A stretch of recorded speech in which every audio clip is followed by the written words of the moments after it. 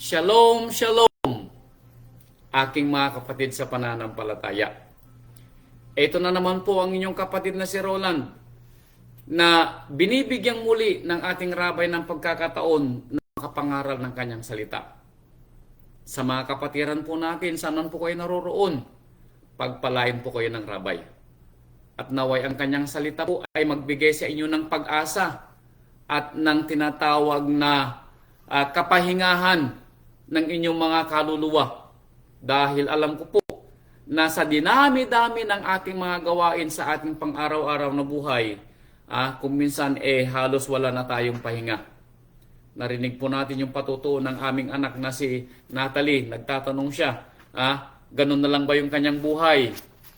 Trabaho, bahay, paaralan.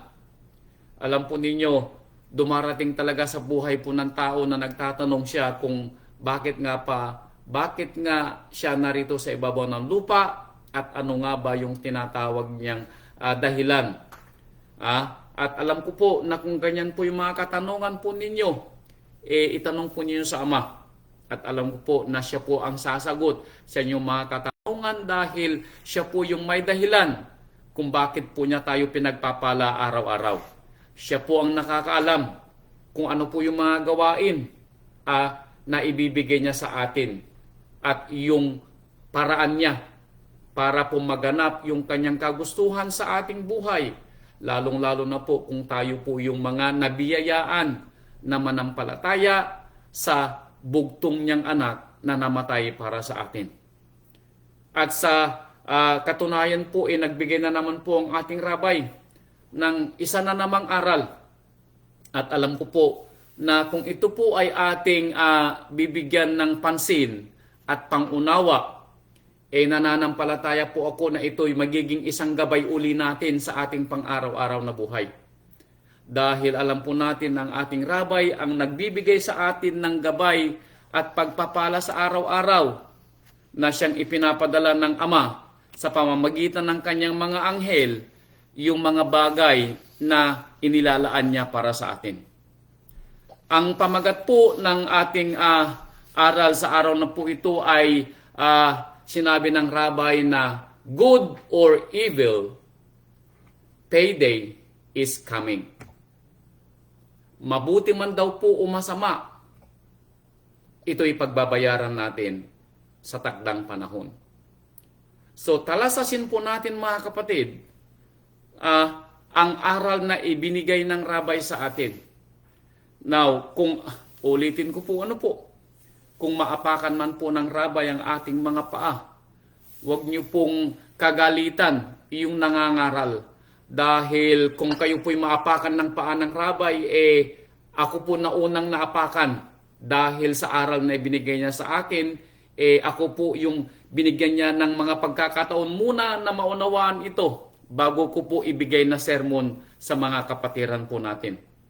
Kaya ako po'y nananampalataya na tayo po ay magkakaroon ng tinatawag na kahandaan na makinig sa aral ng rabay at tanggapin po natin kung ito'y makapagpapabuti po ng ating pananaw sa buhay. Dahil nasusulat po na hindi lamang sa tinapay nabubuhay ang tao, kundi sa bawat salita ng Ama na lumalabas sa kanyang bibig. At ito po yung ating pagkain ng ating mga kaluluwa. Kaya simulan po natin ang aral na ibinigay ng rabay dito po sa aklat ng Devarim or Deuteronomio. Dito po natin sisimulan ang kwento ng aral ng rabay na sinasabing mabuti o masama, ito'y pagbabayaran natin sa takdang panahon. Tama po yun. Ano po? At hayaan natin ang rabay ang magbigay ng kanyang tinatawag na patutuo na ito nga ba'y pagbabayaran natin sa takdang panahon. Basahin po natin dito sa aklat ng Devarim or Deuteronomio, chapter 30, verse 15. Ito po ang sinasabi. Now, ang nagsasalita po dito ay si Moses, na bilang lingkod ng Ama. At ito po ang sinabi niya sa bayang Israel. Tignan mo sabi ni Moses, na inilagay ko sa harap mo sa araw na ito ang buhay at ang kabutihan at ang kamatayan at ang kasamaan. Now, dito po ay pinapaalala ni Moses yung mga pagpapala ng Ama sa bayang Israel. At ang bayang Israel ay mamimili kung ano yung pipiliin nila, ang kabutihan o ang kasamaan, ang buhay o ang kamatayan. So, bilang nilalang po ng Ama, tayo ay binigyan ng tinatawag na free will. At ito po yung dahilan kung bakit tayo sa araw-araw ng ating buhay, tayo'y mamimili kung alin at sino ang ating pipiliin. Ang buhay o kamatayan, ang kabutihan o ang kasamaan. Tayo po yung mamimili, ano po? Now, dahil tayo ang mamimili, hindi natin pwedeng isisi sa ibang tao ang mga mangyayari sa ating buhay. Hindi natin pwedeng tingnan ang ating mga asawa kung tayo ay nakakaranas ng tinatawag na mga siphayo sa buhay dahil sa ating mga maling desisyon. O tingnan natin ang ating mga anak at sisihin sila o yung ibang tao ang sisihin natin sa nangyayari sa ating buhay. Tayo po yung mamimili. At yung ating pagpili ay depende ayon sa mga aral na tinanggap natin at kinilalang aral mula sa rabay. Dahil marami po sa atin ang nakakarinig ng aral, pero mas marami po sa atin din ang hindi tumutupad sa mga aral na naririnig. Maalala ko yung pinapag-aralan ng women's ministry. Yung patuloy na pangangaral ni Propeta Jeremiah sa bayang Israel. At ito rin po yung ginagawa ng rabay, yung patuloy po niyang pangangaral sa atin sa ating pang-araw-araw na buhay. Bawat araw po na binuksan ng ating rabay ang ating mga mata at ibinalik ang ating mga hininga sa ating mga ilong, tayo po'y mamimili. Kung sa paggising natin sa umaga ay pupurihin natin ang ating Ama dahil muli tayo ay ginising niya or tayo ay sisimangot pagbukas ng ating mga mata dahil iniisip natin ang mga problema o gawain na naghihintay sa atin sa araw na tayo ay ginising. Tayo po yung mamimili. So, tignan po natin kung tayo po ba ay marunong mamili ng ating mga gawa, ng ating mga iniisip. Dahil at the end of the day, sabi niya, mabuti o masama, pagbabayaran natin sa takdang panahon. Kaya sabi niya dito sa aklat ng mga gawa, eto, sa aklat ng mga gawa,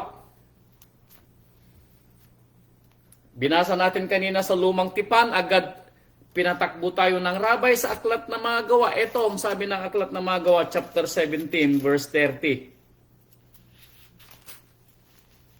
Aklat ng mga gawa, 17:30. Ito po ang sabi ng ating rabay.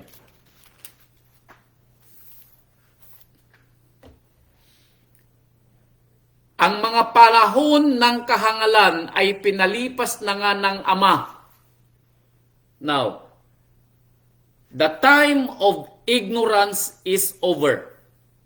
Now, anong ibig niyang sabihin? Now, kanina pinapapili niya tayo kung ano ang ating pipiliin. Mabuti o masama, buhay o kamatayan. And then, sinasabi niya ngayon dito sa mga gawa, ang panahon ng kahibangan ay natapos na. Now, anong ibig niyang sabihin? Ang ibig pong sabihin ng rabay ay wala kang excuse, tao. Hindi mo pwedeng sabihin na hindi mo alam ang salitang iyong naririnig o iyong nabasa. Wala kang excuse. Kaya sinasabi ng rabay, ignorance is over. Ignorance is over. Pinatawad na tayo dahil sa ating mga kahalangan. kahangalan. Tayo ay pinalagpas ng Ama sa ating mga kakulangan ng kaalaman sa kanyang salita. Now, sabi ng ating Ama, wala kang excuse. Bakit? Hindi mo na pwedeng sabihin na hindi mo narinig ang kwento. Hindi mo na pwedeng sabihin na hindi mo nabasa ang salita ng Ama. Ito'y ibinubulat-lat sa iyong pakinig upang iyong maunawaan sana kung ikikiling natin ang ating mga pakinig.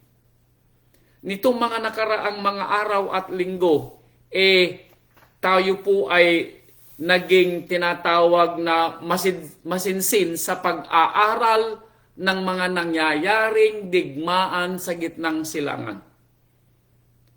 Hindi po nagkulang ang rabay na pangaralan tayo. Idinagdag pa rito yung dagdag na aral ni kapatid na Abong para po tayo ay hindi magulumihanan sa mga nangyayaring digmaan sa gitnang silangan. Pero kung ito po'y ipagkikibit balikat natin at hindi man lang natin bibigyan ng pansin, abay baka dating po ang araw na mas magiging malala ang digmaan sa gitnang silangan, baka ikaw kapatid ko ay magkaroon ng takot sa iyong sarili at hindi mo alam kung anong gagawin mo, ikaw ay tatakbo to and fro dahil hindi mo kinilala ang aral na ibinigay ng rabay. Kaya ito'y paalala sa atin mga kapatid ko, ano po? Hindi lang tayo nabubuhay sa pagkain.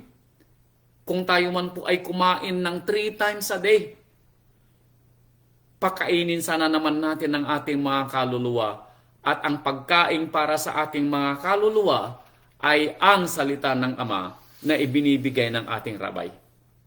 Kaya sabi dito sa Aklat ng Mga Gawa, wala kang excuse. Pinalipas na ng Ama ang kahangalan. Ignorance is over. Ano po? Kaya wala na tayong masasalita pa kung tayo man ay hatulan at the end of the day dahil sa ating mga gawa. Tandaan po natin, mabuti man daw o masama ang ating magawa, ang ating masalita, ang ating maisip, pagbabayaran daw natin sa takdang panahon. Payday is coming. Whether you like it or not. Ano po? Kaya sabi niya dito sa aklat ng mga proverbio or kawikaan, ito po ang sabi dito sa proverbio. Proverbio chapter 15 verse 3. Ito, talasasin po natin. Ang mga mata ni Amang Yahweh ay nasa bawat dako na nagbabantay sa masama at sa mabuti. Now, hindi daw tayo pwedeng magtago. Ang ginagawa man natin sa lihim ay nakikita ng Ama. Dito pa nga lang sa puso natin, dito pa lang sa isip natin. Iniisip pa lang natin gawin, alam na ng Ama, how much more kung ginawa na natin ng ating mga kamay o sinalita ng ating mga bibig or pinuntahan ng ating mga paa. Now, ang mata ni Amang Yahweh ay nasa bawat dako at tinitignan ang gawa ng tao, mabuti man daw o masama. Bakit? Because payday is coming. Whether we like it or not, ang pagbabayad ng ating mga gawa ay darating sa takdang panahon. Kaya talasasin po natin at tayo po sana ay magkaroon ng discernment o pangunawa na sa bawat gawa po natin at bawat salita, ang mata ng Ama ay nasa atin. Ito, bigyan po natin ng diin ang isang ehemplo na ginawa ng bayang Israel nung panahon nila. Dito po sa aklat ng mga hukom. Ito, talasasin po natin. Aklat ng mga hukom, chapter 2, verse 13 to 15. Ito po, isang ehemplo na ginawa ng bayang Israel. Ito sabi niya, at kanilang pinabayaan si Amang Yahweh, at naglingkod sila kay Baal at kay Astaroth. Now, anong ginawa ni Amang Yahweh? O anong ginawa ng bayang Israel kay Amang Yahweh? Pinabayaan nila si Amang Yahweh na doon sa gibarin kanina, sinasalita ni Moses sa kanila na pinapasalita ni Amang Yahweh sa kanila na mamili sila kung ano ang kanilang pipiliin. Mabuti o masama, buhay o kamatayan. Now, dito sa aklat ng mga hukom, nasusulat na pinili ng bayang Israel na gawin yung masama. Natanggapin yung kamatayan. Bakit? Dahil pinabayaan nila si Amang Yahweh at pinalitan ang kanilang Elohim at ipinalit si Baal at si Astaroth. Now, anong nangyari? Eto, verse 14. At ang galit ni Amang Yahweh ay nag-alab laban sa Israel. Bakit? Dahil sa ginawang kasamaan ng bayang Israel. Now, ulitin ko po yung pamagat ng ating aral. Mabuti o masama, pagbabayaran natin. Now, mabuti ba ang ginawa ng Israel nang talikuran nila ang ating Ama at Elohim na siyang nagpala sa kanila at nag-alis sa kanila sa bayang Ehipto at nagbigay sila ng pagpapala at pag-iingat for 40 years in the wilderness? Mabuti ba ang ginawa nila? No. Ito po'y naging masama. Kaya anong nangyari? Ang galit ni Amang Yahweh ay nag-alab sa kanila. At anong ginawa ni Amang Yahweh sa kanila? At kanyang ibinigay sila sa kamay ng mga mangluloob na lumuob sa kanila at kanyang ipinagbili sila sa kamay ng kanilang mga kaaway sa palibot, na anupat sila'y hindi makatayong maluwat sa harap ng kanilang mga kaaway. Saan man sila yumaon, ang kamay ni Amang Yahweh ay laban sa kanila sa ikasasama nila wherever they go, sabi ng sulat. Yung galit ni Amang Yahweh ay nag-alab. Saan man sila pupunta, sa palibot nila, ang kamay ni Amang Yahweh ay mabigat sa kanila. Dahil sa kanilang kasamaan. Gaya ng sinalita ni Amang Yahweh at gaya ng isinumpa sa kanila ni Amang Yahweh, sila'y nagipit na mainam. Everywhere they go, any moment of the day, sila po'y ginipit ni Amang Yahweh. Bakit? Dahil sa kabayaran ng kanilang kasamaang pagtalikod kay Amang Yahweh. Now, ito po'y isinulat sa atin para po tayo ay matuto. Ano po? Huwag po nating ipagkibit balikat. Dahil ang bayang Israel, bago po nangyari ito sa kanila, nasa kanila po yung lahat. Pagpapala, pisikal at espiritual, nasa kanila po lahat. Bakit? Ando doon ang ating Ama na sumusubaybay sa kanila. Yung kanila mga pangangailangan, umaapaw po sa dami. Pero ano pong isinukli ng bayang Israel? Tinalikuran po nila ang ating Ama at Elohim at pinalitan siya ng ribulto na hindi nakakakita at hindi gumagalaw at nakapagsasalita. Baka po sa ating buhay, mga kapatid ko, mawili po tayo sa ating mga ginagawa at makalimutan din natin ang ating Ama at Elohim na siyang nagpapala sa atin. I pray na yung ating anak na si Natalie, bagaano man po siya kabisi sa kanyang trabaho, narinig po natin kanina, she works 16 hours a day kung minsan. At yung kanyang tulog, 5-6 na oras, tapos papasok pa siya sa school sa isang araw. But we pray na hindi makalimutan ng ating anak na si Natalie na tawagan at luwalhatiin si Amang Yahweh sa lahat ng kanyang mga pagpapala. Baka po mawili po tayo, ano po? Yun ang ikinakatakot ko bilang pastor po ninyo na nangangalaga. Baka mawili po tayo sa tinatamasa nating buhay pansamantala dito sa lupa. Makalimutan natin ang ating Ama. Ganito ang nangyari sa bayang Israel bago po nila tinalikuran ng ating Ama.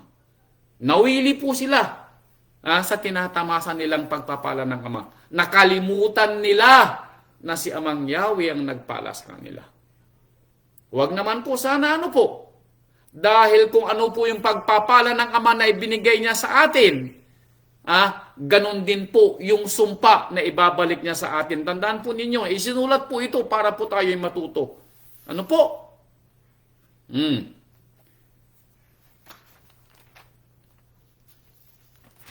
Judges, hukom uli. Ito pa. Hukom chapter 13, verse 1. Ito na naman ang dagdag. At ang mga anak ni Israel ay gumawa uli ng kasamaan sa paningin ni Amang Yahweh. Alam po ninyo, hindi na natuto ang bayang Israel. Ano po? Dahil time and time again, mababasa po natin ang paulit-ulit ang kanilang pagtalikod at paggawa ng pagsalangsang sa kanilang Ama at Elohim. Now, tabi-tabi po dahil bagamat ito'y binabasa natin na ginawa ng bayang Israel, baka tayo rin po ay kasama sa paulit-ulit ding pinapangaralan ng Ama sa ating mga gawa. Huwag naman po sana. Huwag nating hintayin na mag-aalab ang galit ni Amang Yahweh sa atin, mga kapatid ko. Payday is coming. Pero hanggat hindi pa dumarating yung payday at mayroon pa tayong pagkakataon na magbago, baguhin natin ang ating sarili, mga kapatid ko. Huwag niyong hintayin ang galit ni Amang Yahweh. Huwag nating hintayin na isipin na hindi tayo nakikita ni Amang Yahweh. Huwag nating isipin na baliwala kay Amang Yahweh ang ating mga ginagawa. Huwag po nating isipin, mga kapatid ko. Mapapatunayan natin na si Amang Yahweh ay tumitingin sa lahat ng dako. Kaya nang gumawa uli ang bayang Israel ng kanilang pagsalangsang, anong ginawa na naman ni Amang Yahweh sa kanila? Bilang kabayaran sa kanilang ginawa, ibinigay ni Amang Yahweh sila na 40 taon sa kamay ng mga Filisteo. Dahil sa ginawa nilang pagsalangsang, ano ang kapalit? 40 years na sila'y inapi ng mga Filisteo. 40 years, mga kapatid ko. 1 generation. Now, imagine ninyo ang hirap na ibibigay ng Amang Yahweh sa atin for 1 generation, 40 years, dahil sa ating pagsalangsang, at hindi lang minsan nating pagsalangsang, kundi paulit-ulit na pagsalangsang. Bay, mga kapatid ko, matuto po tayo, isinulat ang kwento ng bayang Israel para matuto tayo. Huwag po sana nating ipagkibit-balikat. Huwag nating ipagwalang bahala ang aral na ibinibigay ng rabay. Dahil uulitin ko po sa inyo, kapag ibinigay ng rabay na aral, meaning it is ringing, ting, ting, ting, ting, ting, ting, ting, meaning ito'y mangyayari sa atin. Hindi ibibigay ng aral ng rabay kung ito'y hindi mangyayari sa ating buhay. Tandaan po ninyo, may dahilan kung bakit ganito ang aral ng rabay sa atin. Kaya tayo po dapat ay matuto. Sunod, balikan po natin ang Deuteronomio. Ito pa po, dagdag. Chapter 1, verse 34 and 35. Ito pa po ang dagdag. Deuteronomio chapter 1, verse 34 at 35. At narinig ni Amang Yahweh ang tinig ng inyong mga salita at nag-init at sumumpa na nagsasabi, tunay na hindi makikita ng isa man nitong mga taong masamang lahi ang mabuting lupain na aking isinumpang ibigay sa inyong mga magulang. Now, kailan nangyari ito? Nung ang bayang Israel ay nagsasalitaan ng masama against kay Amang Yahweh. Narinig na Amang Yahweh yung kanilang mga pagkukomplain. Yung kanilang pagkomplain sa hindi nila pagkain ng mga masasarap na pagkain. Yung kanilang pagkomplain na hindi sila makainom ng tubig. Yung kanilang pagkomplain na hindi sila makakain ng mga karne. Narinig lahat ni Amang Yahweh yun. Kaya sa inyong pagkukomplain, sa ating pagkukomplain ng ating buhay, alalahanin po ninyo, nakikinig si Amang Yahweh. Kaya instead po sana na tayo ay mag-complain, tayo po sana ay magpasalamat. Actually, susunod na aral yan natin. Na instead na tayo po ay mag-complain, tayo po sana ay magpasalamat. Bakit? Dahil sa bawat araw na ginawa ng Ama, mayroon at mayroon tayong mapipiling mabuti. Mayroon at mayroon. At yun po yung susunod nating aral kung paano po natin pipiliin o pupulutin ang magandang aral na ibinigay sa atin ng Ama sa bawat araw bagamat tayo ay nasa gitna ng ating mga kabagabagan. Ganito pong ginawa ng bayang Israel. Pero instead na piliin po sana nila yung mabubuting magpapaalala sa kanila para pasalamatan si Amang Yahweh, anong nakita po nila? Yung mga pangit na bagay ang mga nakita nila. Kaya anong ginawa ni Amang Yahweh? Isinumpa ni Amang Yahweh na wala sa kanila ang makakarating sa lupang pangako. Now, natupad po ba yung pangako ni Amang Yahweh na dahil sa galit niya sa bayang Israel, walang nakarating sa lupang pangako? Wala po. Out of those 600,000 na binilang ni Moses mula sa bayang Ehipto na may edad 20 pataas, pinatay po silang lahat ni Amang Yahweh, including si Moses. Dahil ang natira lamang ay yung dalawa na biniyayaan ng Ama dahil sa gawa nilang mabuti. Si Josue at si Caleb. The rest, pinatay po niya ang mga ito sa loob ng 40 years sa ilang. Sa tingin po ninyo, payday is not coming.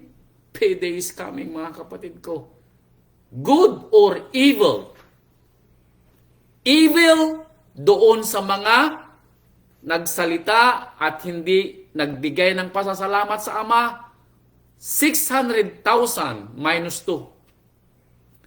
Good kay Caleb at kay Josue dahil nakita nila natirhan ang lupang pangako na ibinigay ni Amang Yahweh sa kanila bilang tinatawag na pagpapala na ipinangako sa kanilang mga ninuno. Good or evil, payday is coming. Kaya talasasin po natin, mga kapatid ko, ano po? Kaya tayo po ay nakikinig, talasasin po natin yung ating mga gawa, yung ating mga salita. Paano po natin malalaman kung good or evil ang ating mga salita, ang ating mga gawa, ang ating mga kaisipan? Ang salita po ng Ama ang ating magiging batayan kung mabuti o masama. Pag ito'y against kay Amang Yahweh sa kanyang mga salita, then it is evil. Tandaan po natin, ang panuntunan po natin ay hindi po yung nakikita natin sa ating kapaligiran na good or evil. Hindi po yung nakikita natin o yung pangunawa ng ating sariling pangunawa, hindi po yun ang good or evil.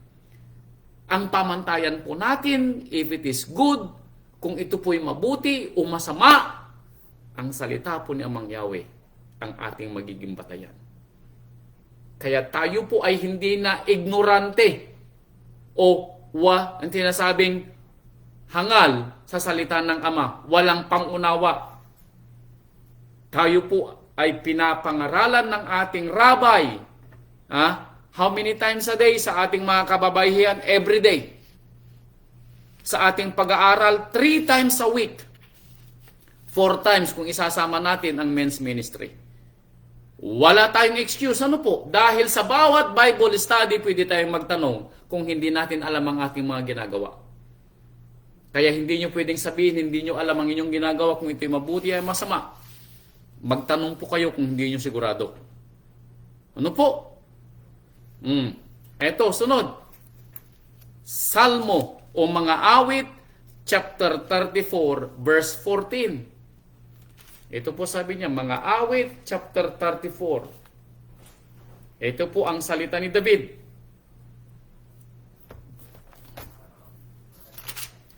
Chapter 34,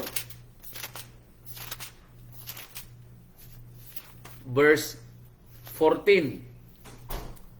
Eto. Now, maalala natin si David. Yung kanyang naging pagkakasala, ano po? Gumawa po siya ng evil. Gumawa po siya ng masama. May katapat po ba yung ginawa ni David na kasamaan? Yes. Ang kabayaran, hindi nawala sa bahay ni David, ang tabak. Maalala natin yung kwento, ano po? Kaya ito yung sabi ni David, sa mga nag-iisip na gumawa ng masama at sa mga nag-iisip na gumawa ng mabuti. Ito, mga awit 34 verse 14. Ito po sabi ni Haring David, lumayo ka sa kasamaan at gumawa ka ng mabuti. Now, anong sabi ni David? Lumayo ka sa kasamaan, kapatid ko, sabi niya, at gumawa ka ng mabuti. Hanapin mo ang kapayapaan at habulin mo. Hanapin mo daw ang kapayapaan.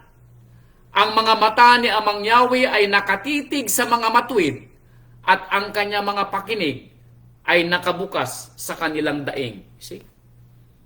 Ano ang bayad o kabayaran sa mga taong ang kanilang mga gawa ay mabuti? Ang pakinig daw ni Amang Yahweh ay nakabukas sa kanilang mga daing. Nakabukas daw ang mga mata. Meaning hindi kinakalimutan ni Amang Yahweh ang mga gumagawa ng mabuti. Ang mga gumagawa ng kanyang kautusan. Hindi po niya ipinagkikibit balikat, laging nakatunghay ang kanyang pakinig sa bawat daing ng mga taong matuwid. Ano naman ang kabayaran ng mga taong gumagawa ng masama? Ito, verse 17 o verse 16. Ang mukha ni Amang Yahweh ay laban sa kanila na nagsisigawan ng kasamaan. Ano ang kabayaran ng mga taong gumagawa ng kasamaan? Ang mukha daw ni Amang Yahweh ay laban sa kanila. At anong gagawin ni Amang Yahweh? Upang ihiwalay ang alaala sa kanila sa lupa. Meaning, hindi ka maaalala dahil sa iyong mga gawang masama. Now, imagine niyo, none of your legacy can be remembered. Even ang iyong mga anak ay hindi maaalala. Bakit? Dahil wala kang ipinamanang kabutihan sa iyong mga anak. Paano maaalala ni Amang Yahweh ang lahi mo kung hindi mo man lang iminulat o iniaral sa iyong mga anak o sa iyong mga apo ang aral ng Ama? Kaya sabi niya rito, iwawaksi o hihiwalay ng Ama ang alaala mo dito sa lupa. Para kang hindi nag-exist nung ikay nabuhay dito sa lupa. Kasama na ang iyong lahi. Hindi lang sa ikaw, kundi kasama ang iyong lahi. Dahil hindi mo inaralan ang iyong mga anak at ang iyong mga apo nung ikaw ay nabubuhay dito sa lupa. Kaya tabi-tabi po, sa inyong mga magulang na may mga anak at sa mga medyo may edad ng katulad ko na may mga apo, matuto po tayo sa sinasabi ni Haring David. Dahil kung gusto po nating maalala tayo ng Ama at maalala din ng Ama ang ating mga anak at ang ating mga lahing matitira at maiiwan, gawin po natin kung anong sinasabi ng kanyang salita. Layuan natin ang masama at gumawa ng mabuti. Paano natin lalayuan ang masama? Maalala nyo kung paano natin lalayuan ang masama? Santiago chapter 4 verse 7. Ito po ang sabi niya kung paano mo lalayuan ng masama. Baka kapatid ko, hindi mo alam kung paano layuan ng masama. Baka instead na layuan mo, hinahabol mo. Ito ang sabi ni Santiago tungkol sa pag-iwas sa masama. Actually, pwede mo pang utusan ng dyablo, sabi ni Santiago. Santiago chapter 4 verse 17. Wala ito sa kwento ng rabbi pero ipinaalala niya dahil sa katanungan mo na kung paano umiwas ng masama. Ito, Santiago chapter 4 verse 7. Pasakop nga kayo sa Ama. Datapwat magsisalangsang kayo sa dyablo at anong gagawin ng dyablo? At tatakas siya sa inyo. Lalayo ang masama sa inyo kung magpapasakop tayo kay Amang Yahweh. At paano tayo magpapasakop kay Amang Yahweh? Kung diringgin natin ang kanyang mga salita at gagawin ang kanyang kautusan. Hindi yung didinggin natin sa kaliwa, lalabas sa kanan. Hindi po yun ang tunay na pakinig. Ang pakikinig po ay yung malaman natin ang salita ng Ama, maunawaan natin dahil sa kanyang pagpapaliwanag at maganap natin ayon sa banal na espiritu at awa ng Ama na lumulukob sa atin. Then we can flee from the devil, or the devil will flee from us. Talasasin po natin ano po? Sa paggawa po natin ng mabuti o masama, pagbabayaran po natin. Sometimes, makikita natin agad in this life. Dito pa lang po sa lupa, makikita na natin yung kabayaran ng ating mga gawa. Ano po? Kaya talasasin po natin. Tayo po'y magkaroon ng tinatawag na pangunawa. Eto, Proverbio chapter 13 verse 21. Kawikaan chapter 13 verse 21. Ito pong sinabi ng ating Haring Solomon. Chapter 13 verse 21. Ito po sinabi niya. Ang kasamaan ay humahabol sa mga makasalanan. Ouch! Ang peligro, ang dilobyo, ang kasakunaan, ay humahabol sa mga gumagawa ng kasamaan. Sila yung mga makasalanan. So kung tayo daw po ay nabubuhay bilang isang makasalanan, humahabol daw sa atin ang gawang kasamaan. Meaning, ang mga bagay na itinuring ng Ama na sumpa sa mga hindi nananampalataya sa Kanya. Kaya talasasin po natin kung ano pong gusto natin sa ating buhay.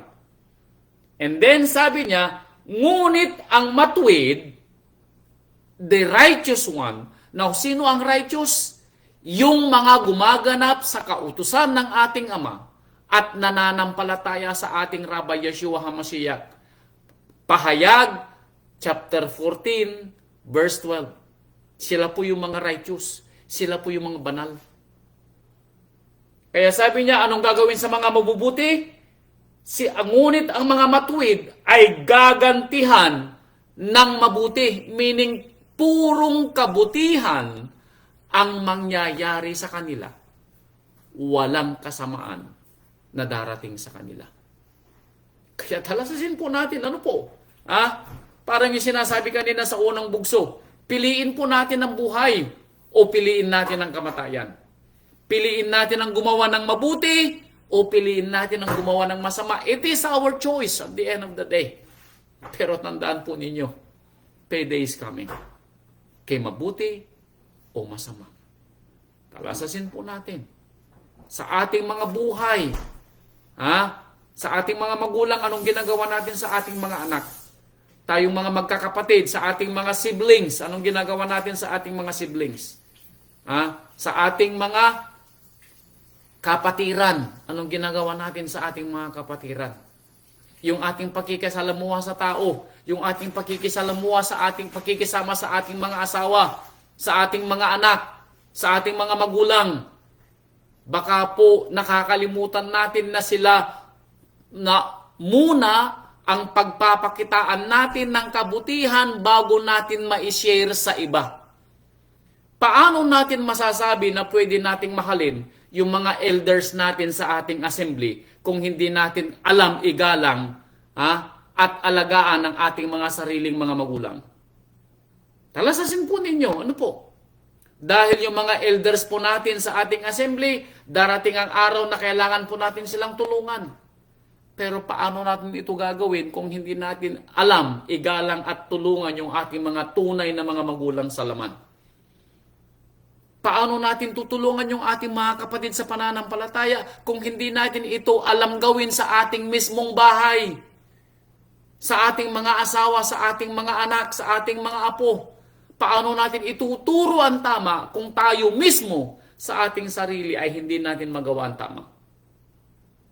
Paano natin tuturuan kung paano ang tamang pananalita kung mismong sa ating mga bibig ay hindi natin magawa ang magsalita ng naaayon sa isang tunay na nananampalataya?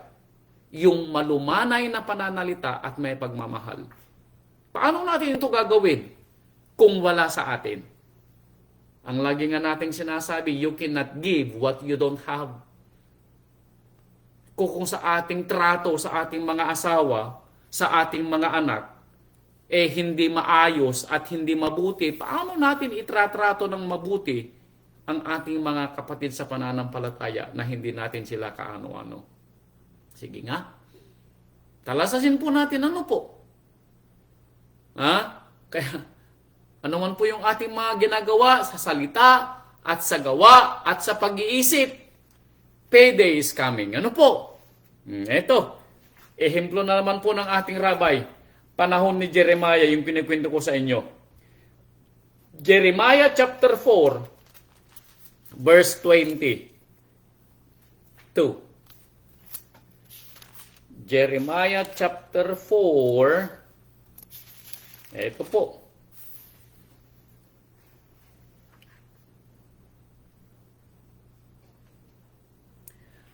Jeremiah chapter 4 verse 22.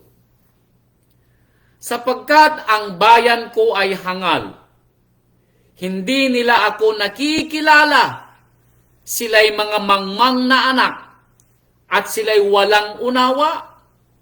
Sila'y pantas sa paggawa ng masama, ngunit sa paggawa ng mabuti ay wala silang kaalaman. Anong sabi ni Mang Yahweh sa bayang Israel?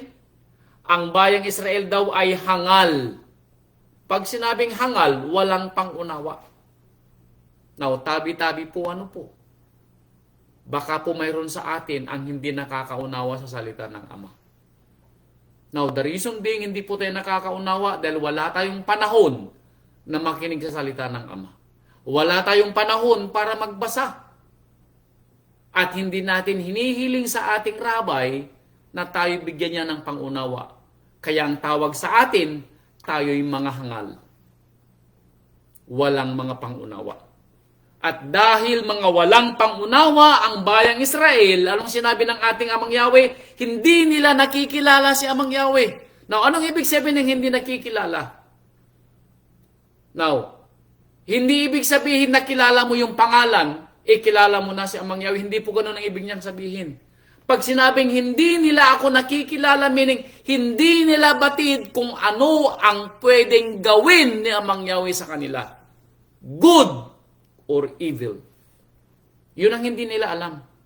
At baka hindi po natin din ito alam. Ang alam lang natin, kilala natin si Amang Yahweh at ang kanyang pangalan.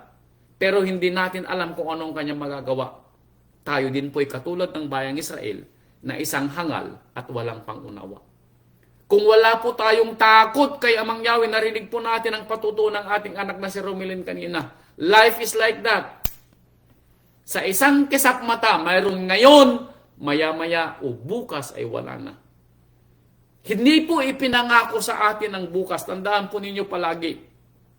Buhay tayo ngayon. Maaaring maya-maya o kaya bukas tayo'y wala na.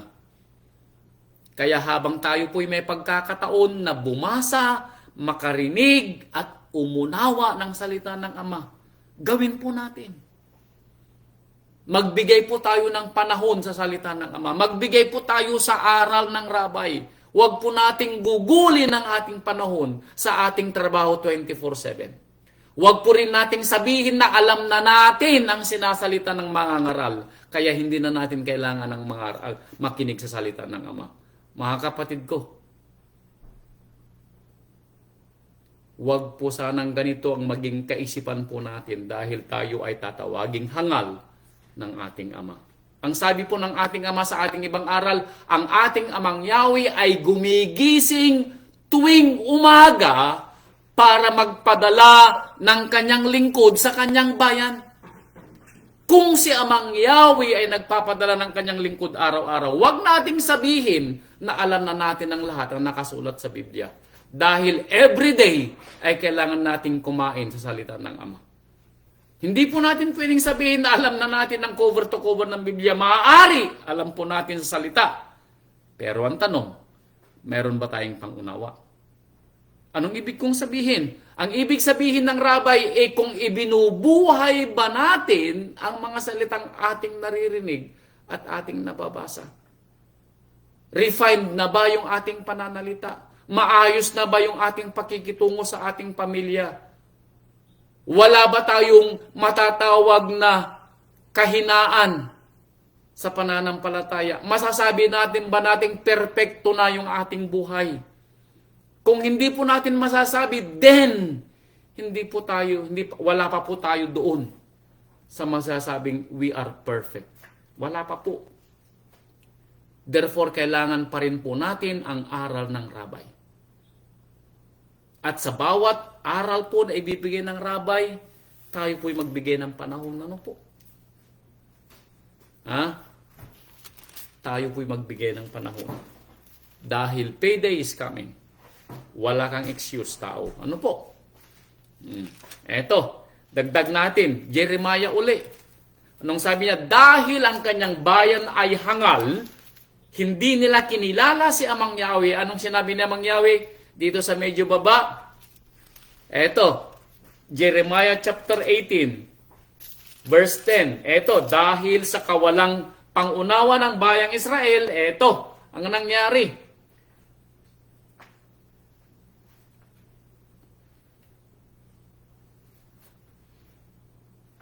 Eto. Jeremiah chapter 18 verse 10. Kung gumawa ng kasamaan sa aking paningin, na hindi sundin ang aking tinig, ano daw yung kasamaan? Kung ang isang tao daw ay hindi gumawa, sumunod sa utos ni Amang Yahweh, ito daw ay kasamaan. Ay pagsisisihin ko nga ang kabutihan. Anong sabi niya? Kung ang isang tao daw na nakakarinig at nakakabasa ng kanyang salita, at ito'y hindi ginanap, anong gagawin ng Ama? Pagsisisihan ko nga ang kabutihan na aking ipinagsabing pakikinabangan nila. Yung ipinangako daw ni Amang Yahweh na kabutihan sa iyo na in-spelled out na niya, ito daw ay babawiin niya. Pagsisisihan niya, meaning hindi daw niya gagawin. Kung naririnig mo ang salitang kanyang pinapaunawa, at ipinababasa, ipinakikinig, at hindi daw natin gawin, babawiin daw po niya yung ipinangako niyang kabutihan na mangyayari sa ating buhay. Tandaan po natin, yung mga hinihiling natin sa Ama at ibinigay ng Ama, babawiin daw po niya. Kaya mag-ingat tayo kapatid ko, ano po, sa ating mga gawa at sa ating mga sinasalita. Verse 11, ngayon nga, salitain mo sa mga tao sa Yehuda at sa mga nananahan sa Jerusalem na iyong sabihin, ganito ang sabi ni Amang Yahweh, narito, ako'y humahaka ng kasamaan laban sa inyo. Now, this is the warning. And not only for Jerusalem, not only for Yehuda. Hindi lang sa Yehuda, hindi lang sa bayang Israel ang kanyang warning, kundi lahat tayo na nakakarinig sa kanyang aral sa oras na ito. This is the warning. Sabi niya, ako'y kumakatha ng kasamaan laban sa inyo. Bakit? At kumatha ng katha-katha laban sa inyo. Bakit? Eto, manumbalik bawat isa sa inyo mula sa kanya-kanyang masamang lakad. Mayroon akong iniisip na masamang gagawin sa iyo, sabi ng ating Ama. Kaya ang sinasabi ko sa iyo, sabi ng ating Ama, manumbalik ka, meaning mag-turn around ka 180 degrees sa paggawa daw natin ng masama. Warning comes before destruction. Ano po? Aral na natin yung nakaraan. Warning comes before destruction. Sa paggawa daw natin ng masama, kumakatha si Amang Yahweh ng iba't ibang katha ng kasamaan laban sa atin. Kaya, ang warning ng Ama, manumbalik bawat isa mula sa kanya-kanyang masamang lakad at inyong pabutihin ang inyong mga lakad at ang inyong mga gawa. Tumalikod kayo sa paggawa ng kasalanan. Tumalikod kayo at itigil ang paggawa ng kasamaan para hindi ko gawin ang mga kasamaang aking hinahaka laban sa inyo. Yun ang warning ni Amang Yahweh. Ginawa niyang warning ito sa bayang Israel. Time and time again. Napaulit-ulit na ipinangaral, ipinagsalita ni Amang Yahweh sa pamamagitan ni Jeremiah ang kasamaan ng Israel at pinapanumbalik sila. Nakinig po ba ang bayang Israel? Tignan po natin. Jeremiah 21 verse 10. Ito. Ang hatol ng Ama at the end of the day nang hindi inihatol sa bayang Israel. Jeremiah 21 verse 10. Sapagkat itinitig ko ang mukha ko sa bayang ito sa ikasasama at hindi sa ikabubuti. Meaning, walang nakinig sa salita ni Amang Yahweh. Hindi nila dininig ang warning ni Amang Yahweh sa pamamagitan ni Jeremiah. Kaya anong sabi ni Amang Yahweh? Sapagkat itinitig ko ang aking mukha, meaning isinumpa niya, gagawin niya. The judgment is done. Sabi ni Amang Yahweh, anong gagawin niya? Ito'y ibibigay sa kamay ng hari sa Babylonia. At anong gagawin sa Jerusalem? At kanyang susunugin sa apoy. Nangyari po ba? Yes. Dahil sa pagsalangsang ng bayang Israel at hindi nila pagtalikod sa kanilang gawang masama, ipinasakop po ni Amang Yahweh sa Babylonian Empire ang Israel at Jerusalem. At sinunog yung kanilang templo. Yung kanilang ipinangangalandakang templo na sinasabing bahay ni Amang Yahweh na hindi niya iiwanan. Pero nag-warning na si Amang Yahweh, iiwanan ko ang bahay kong ito dahil sa inyong gawang masama. Kaya tumalikod kayo, sabi ni Amang Yahweh. Pero tumalikod bang bayang Israel? Hindi po. There is also a warning to us kung tayo po'y gumagawa at humahaka ng mga masasama. Ano po? At kung tayo man po'y gumagawa hanggang sa kasalukuyan ng mga gawang hindi ayon sa salita ni Amang Yahweh, this is your first and last warning kung hindi pa po nagwa-warning si Amang Yahweh sa atin. This is the first and last warning, mga kapatid ko. Ano po? Huwag niyong hintayin na magsilakbo ang galit ng ating Ama bago po tayo tumigil sa ating mga gawang masama. Ano po? Now, kung mapapansin po niyo, isinasama ko ang aking sarili. Hindi ko sinasabing sa inyo gawang mga masama, kundi sa atin. Isinasama ko sarili ko. Dahil baka may makita din ang ating Ama na gawa kong masama at kailangan ko ding pagsisihan. At iurong ang aking mga kamay at ang aking mga paa sa paggawa. Ito po'y para sa lahat. Ano po? Kaya sabi dito sa aklat ni Amos, Amos chapter 5 verse 14, ito po sabi niya, Amos chapter 5 verse 14, magsihanap kayo ng kabutihan at huwag kasamaan upang kayo'y mga buhay. Now, bakit tayo mag-iisip ng ating sariling kadustaan at sariling pagkakitil o sariling kamatayan kung tayo naman ay pwedeng mamili ng kabuhayan? Bakit? Yun po yung napakalaking tanong, ano po, na napakahirap sagutin ng tao. Alam natin ang kasagutan, pero bakit pinipilit pa rin natin gawin yung mga bagay na hindi ipinapagawa sa atin ng Ama? kundi yung taliwas ang gusto nating gawin. Bakit kaya?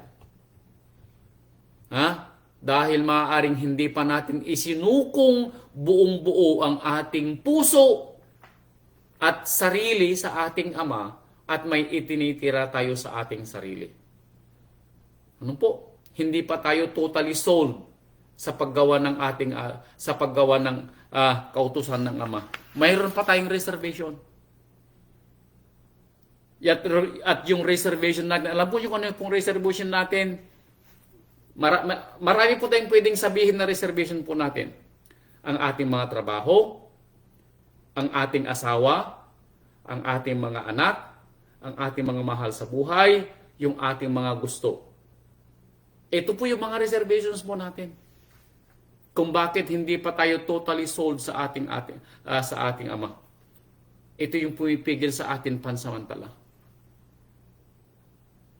Pero talasasin po natin at the end of the day, hindi po tayo pwedeng iligtas ng ating mga reservations. Dahil ang pwedeng magligtas lang sa atin ay ang ating sarili at ang ating pananampalataya. At kasama na rito ang ating mga gawa. Kaya sabi ni Propeta Amos, magsihanap kayo ng kabutihan at huwag kasamaan upang kayo'y mabuhay. At sa gayoy si Amang Yahweh, ang iluhin ng mga hukbo, ay sa inyo gaya ng inyong sinasabi. Father Yahweh is with us. And He will never forsake us. Hindi niya po tayo pababayaan o iiwanan man kung tayo po'y maghahanap ng kabutihan. Meaning kung atin pong gagawin ang kautusan ng Ama na ipinapagawa sa atin. Yun po hinihiling ng ating Ama. Ano po? Wala na pong iba maliban sa gawin po natin ang kautusan ng Ama na ipinapangaral sa atin. Kaya talasasin po natin ano po ang aral ng Rabay. Dumako naman po tayo dito sa aklat ng Mateo. Bagong tipan. Mateo chapter 7 verse 17. Ito po sabi naman ng ating Rabay nung siya'y nangaral dito sa lupa. Mateo chapter 7 verse 17. Ito po ang sabi ng Rabbi.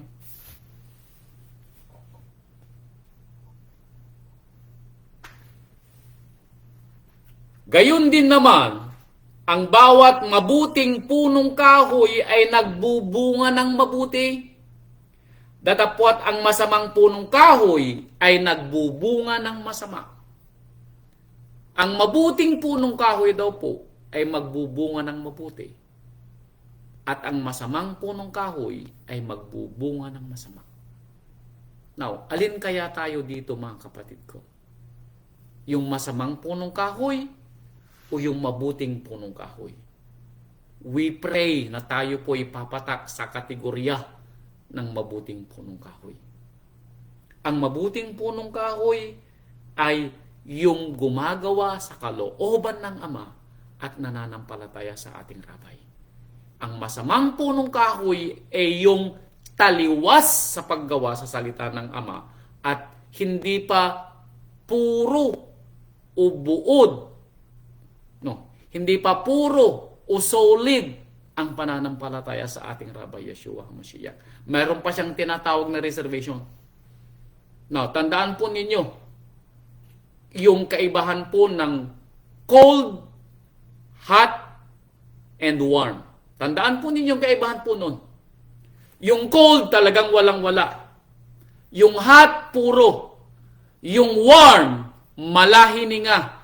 Ito ang ikinakatakot namin bilang mga mangangaral. Kung tayo ay mapabilang sa tinatawag na malahininga. Dito po tayo magfo-fall karamihan. Tayo po'y may pananampalataya, there's no question. Pero ang pananampalataya ka natin ay puro, solid, at matibay. Kilala natin si Amang Yahweh. Kilala natin ang ating arabay. Alam natin ang kautusan. Pero ang tanong, ginagawa ba natin ito religiously? At yung takot natin sa ating Ama ay ganun na lamang ating takot? Dahil kung hindi natin ito masasagot, baka tayo mag-fall sa tinatawag na malahininga. Sometimes hot, sometimes cold. Bakit? Dahil meron tayong mga reservation. Yun po yung ating magiging sagabal sa atin bilang nananampalataya. Tayo po ay mapupulaan hindi po sa kawalan natin ng pananampalataya, kundi mapupulaan po tayo dahil sa tinatawag na kahinaan ng pananampalataya. Yung kahinaan po natin ay walang kinalaman doon sa ating tinatawag na mga nagagawa na hindi pa, yung bang kaunti lang yung ating mga nagagawa, hindi po yung ganun ang ibig sabihin ng kahinaan. Yung kahinaan po natin ay sometimes ginagawa natin ang kautusan ng Ama at sometimes hindi. That is the weakness of our faith. Tandaan po natin, yung kahinaan ng ating mga pananampalataya, yung tayo ay mawalan ng panahon sa paggawa sa kalooban ng Ama. Yung tayo ay maging busy sa ating mga gawain at sa ating mga mahal sa buhay, makalimutan natin ang mga salita ng Ama. Yun po yung ating mga weakness. Yun ang gagamitin ng demonyo sa atin dahil yun ang makapaghihiwalay sa atin sa ating rabay.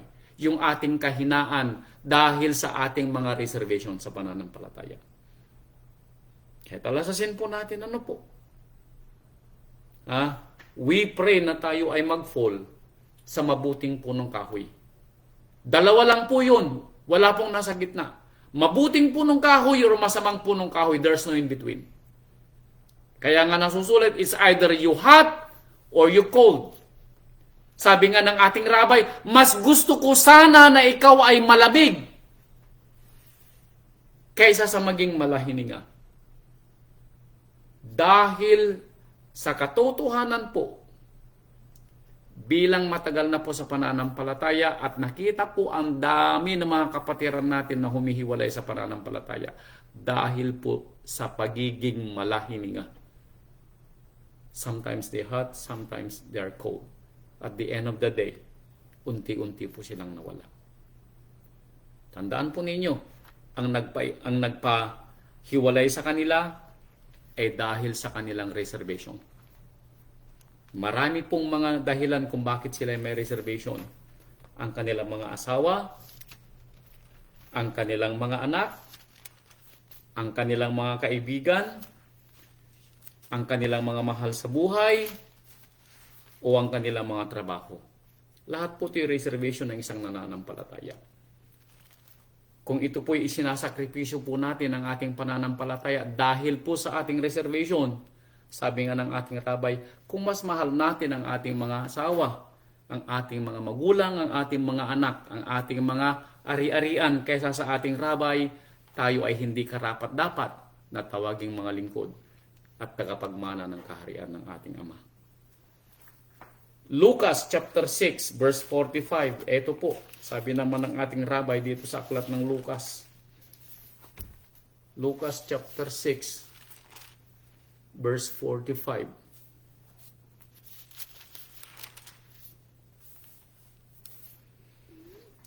Ang mabuting tao ay kumukuha ng kagalingan sa mabubuting kayamanan ng kanyang puso. At ang masamang tao ay kumukuha ng kasamaan sa masamang kayamanan sapagkat sa kasaganaan ng puso ay nagsasalita ang kanyang bibig. Tama po. Kung ano daw pong sinasalita ng ating mga bibig ay galing sa ating mga puso. Tandaan po natin, yung ating sinasabi palagi, hindi po natin pwedeng ibigay ang wala po sa atin. Nasa atin po. Kung ang ating kaisipan ay puro kasamaan at pagwawalang bahala sa salita ng Ama, ang ating mga salita at gawa ay mula sa ating kaisipang masama. At kung ang ating kaisipan naman ay mabubuting gawa, mabubuting kaisipan, mabubuting adhikain, ang ating mga salita at ang ating mga gawa ay kabutihan. Dahil out of the goodness of our heart, lumalabas ang ating gawa at mga salita. Ano po? Kaya tayo po'y matuto. Dito sa aklat ng mga taga-Roma, ito po ang sabi niya. Roma chapter 12 verse 21.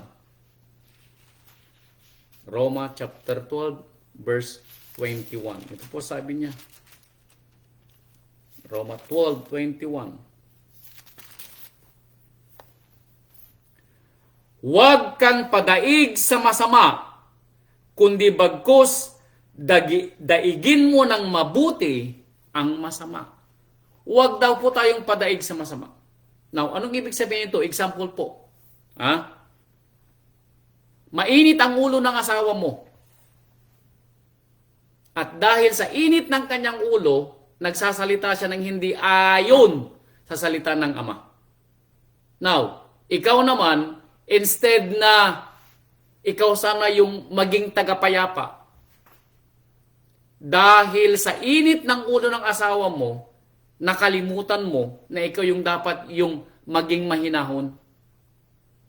Dumarating yung punto na nagagalit ang asawa natin o kaya mainit ang ulo dahil sa trabaho siguro or whatever. Huwag nating suhulan o susulan. Anong tawag susulan? Sulsulan yung galit ng asawa natin para kayo'y mag-away. Huwag nating padaig sa nangyayaring galit ng asawa mo dahil at the end of the day, mag-aaway kayo.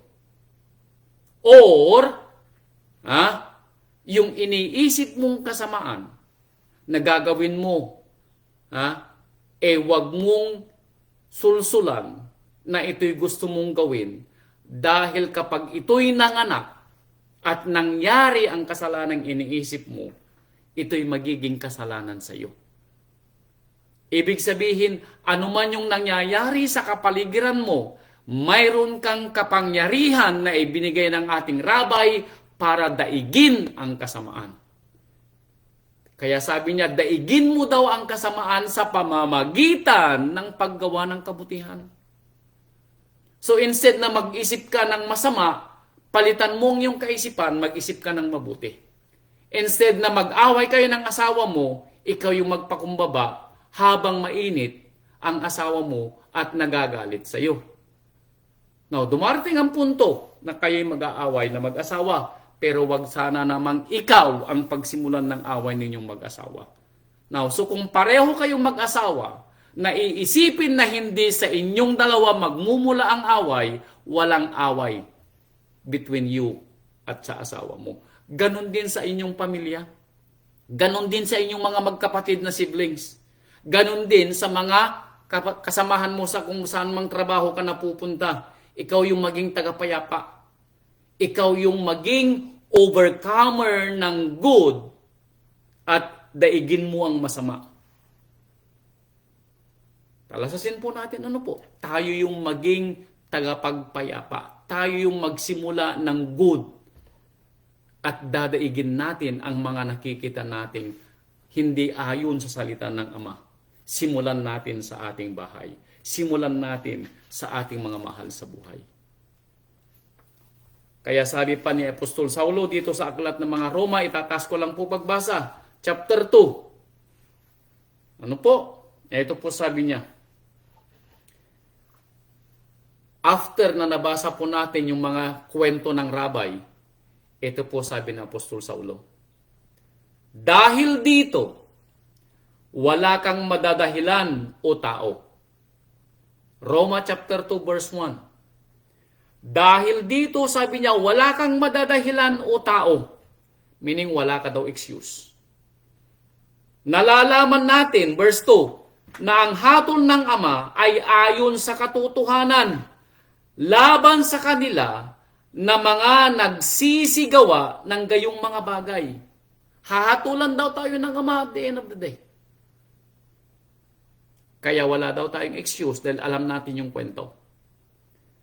Iniisip mo baga ito tao na humahatol sa mga nagsisigawan ng gayong mga bagay at ginagawa mo ang gayon din na ikaw ay makatatanan sa hatol ng Ama? Kung tayo daw ay marunong magsalita sa ating kapwa at alam nating sabihing mali ang kanilang ginagawa, pero ginagawa din natin ang sinasabi nating mali. Sabi na Apostol Saulo, Huwag mong isipin na makatatahanan ka, meaning huwag mong sabihin na makakalimutan ng Ama ang ginagawa mo sa buhay mong ito. Hahatulan ka din niya katulad ng paghatol na ginawa mo, sabi ng ating apostol. Kaya tayo po'y mag-ingat, ano po? Hinahamak mo ang mga kayamanan ng kanyang kabutihan, meaning hinahamak daw natin ang ating Ama. At pagtitiis at pagpapahinuhod na hindi mo nalalaman na ang kabutihan ng Ama ay siyang umaakay sa iyo sa pagsisisi, baka iniisip mo, kapatid ko, sabi ng Apostol Saulo, na hindi ka sakop ng Ama at ikaw ay binibigyan niya ng pas. Meaning, hinahayaan ka lang niyang gumawa ng masama. At okay lang sa kanya. Dahil hindi pa dumarating ang hatol sa ating mga gawa. Alam po ninyo, nasulat dito sa Ecclesiastes, sabi ng Apostol ni Haring Solomon, kung bakit ang tao ay patuloy sa paggawa ng masama. Eto, talasasin po natin ang sulat ni Haring Solomon sa aklat ng Ecclesiastes. Alam ko sa Ecclesiastes ito chapter 8 verse 11 yata. Kung hindi ako magkakamali. Ito, tama. Mangangaral, chapter 8, verse 11. Talasasin po natin kung bakit ang tao ay patuloy sa paggawa ng masama. Ito, chapter 8, verse 11. Sapagkat ang hatol laban sa masamang gawa ay hindi isinasagawa agad. Hindi agad binibigay ni Amang Yahweh. Now, alam mo ang dahilan kung bakit hindi niya binibigay? Hindi dahil ikaw ay may pases.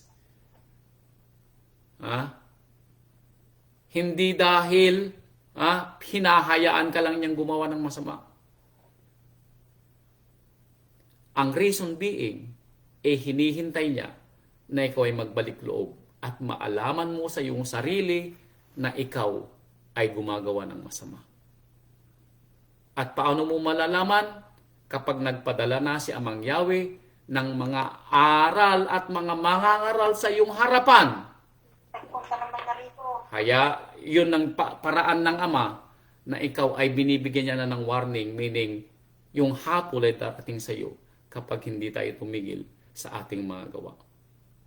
Kaya sabi niya rito, ang dahilan kung bakit ang tao ay patuloy sa paggawa ng masama ay hindi agad isinasagawa ang hatol. Kaya't ang puso ng mga anak ng mga tao ay lubos na nangalalagat sa paggawa ng masama. That is the reason why patuloy ang tao sa paggawa ng masama. Pero wag naman sana tayong kasama. Ano po? Hayaan na natin yung mga hindi nakakilala kay Amang Yahweh ang gumawa at magpatuloy ng kanilang mga kasamaan. Wag naman sana tayong kasama. Kaya sabi niya rito, isipin mo na ang nangyayari sa iyo na hindi pa ibinibigay ang hatol ay pagpapahinuhod. Mapagpasensya daw ang ating Ama, which is true. Dahil kung hindi po siya mapagpasensya, tayo po'y matagal nang wala dito sa lupa. O worse, baka wala nang natirang tao dito sa lupa. Kaya napakabuti po ng ating Ama. Now, alam niyo ang reason ng bakit? Dahil ito'y umaakay sa ating pagsisisi, ang kanyang pagpapahinuhod. That is true. Ito ang dahilan kung bakit agad hindi niya tayo hinahatulan.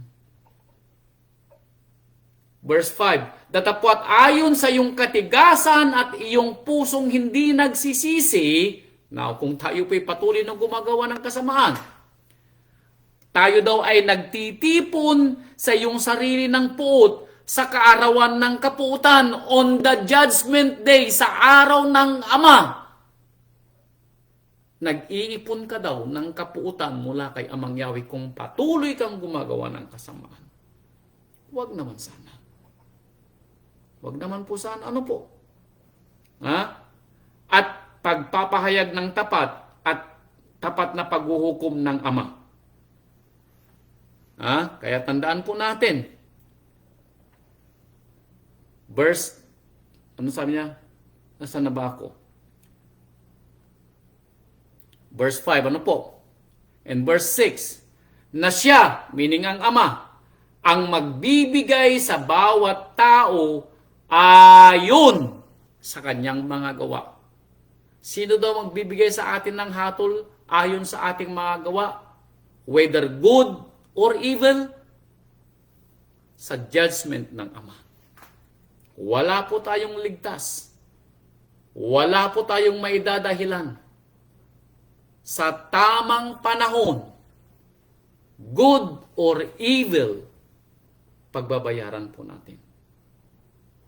Kaya sabi niya dito sa chapter 2, verse 11, eto, itaas kong pagbasa, baka para daw hindi natin makalimutan. Ituloy ko na daw ang verse 7 hanggang verse 11. Sa mga nagsisipagtiyaga sa mabubuting gawa, sa paghanap ng kaluwalhatian at puri at ng di pagkasira ay ang buhay na walang hanggan. Ito daw, yung kabayaran sa mga gumagawa ng mabuti. Ano yung kanilang kabayaran? Sila yung mga nagtiyatyaga sa paggawa ng mabubuti. Ang buhay na walang hanggan. Datapwat ang sa mga palaaway. Yung contentious. Yung palaaway. Kamukat-mukat, nagagalit ka sa asawa mo. Kamukat-mukat, nagagalit ka sa mga anak mo. Kamukat-mukat, nagagalit ka sa mga kapatid mo. Contentious ka eh.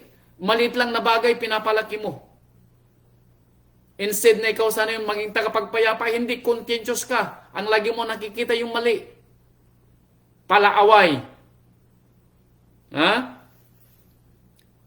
Mga hindi nagsisitalima sa katotohanan, meaning sa salita ng Ama, kundi bagkus nagsisisunod sa kalikuan.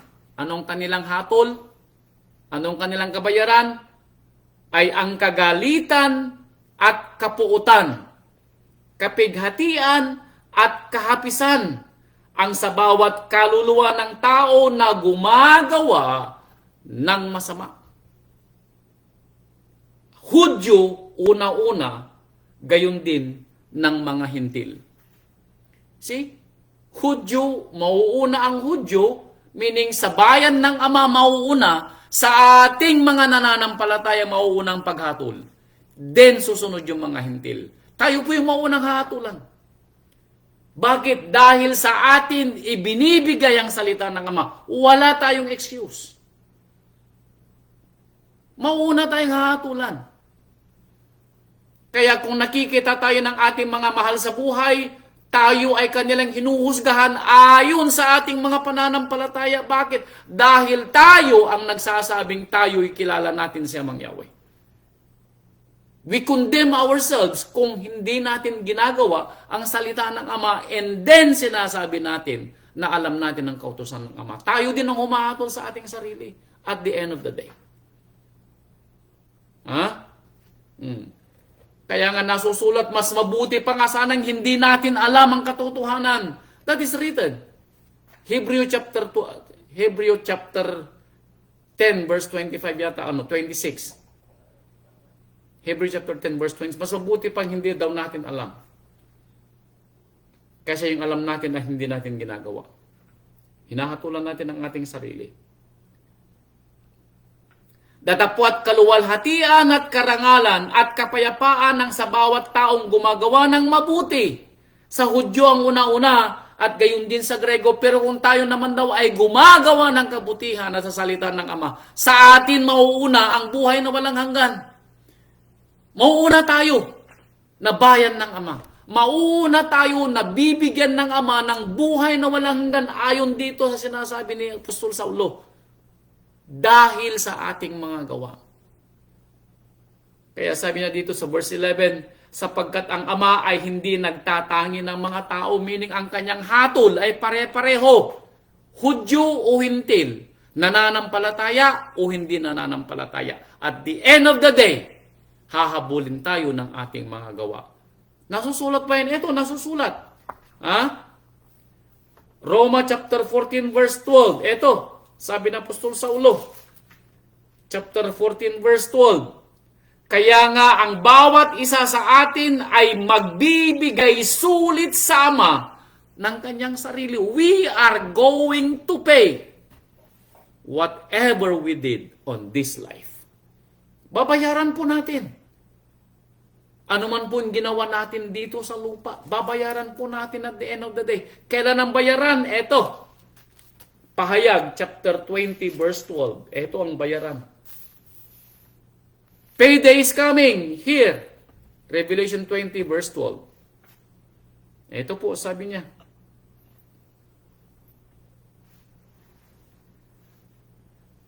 At nakita ko ang mga patay, malalaki at maliliit, na nangatayo sa harapan ng luklukan at nangabuksan ang mga aklat.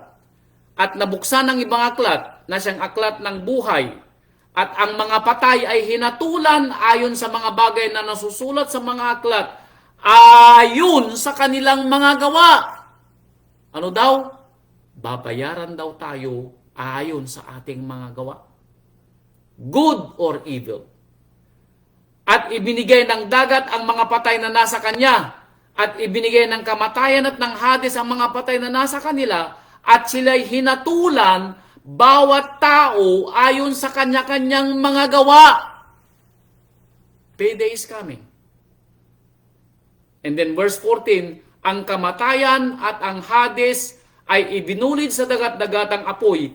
Ito ang ikalawang kamatayan na siyang bahagi nino ng mga gumagawa ng masama at hindi nananampalataya sa ating Rabbi Yeshua HaMashiach. Ang sino mang hindi masumpungan na nakasulat sa aklat ng buhay ay ibinulid sa dagat-dagatang apoy. Ito ang kanilang ultimate payment. Pero sa atin, sabi ni Saulo, buhay na walang hanggan.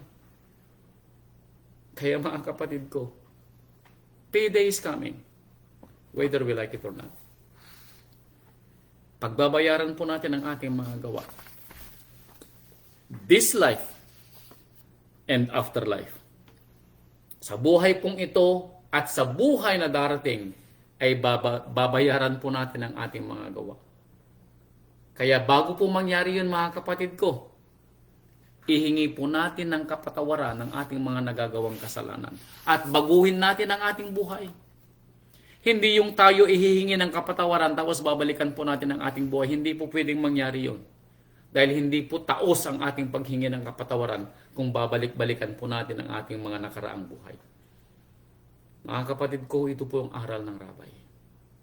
Uli, kung naapakan man po ng ating Rabay ang inyong mga paa, sabihin po ninyo, ouch. And then mangako po tayo sa ating sarili at sa ating Rabay na babaguhin natin ang ating buhay. Babaguhin natin ang ating mga gawang masasama.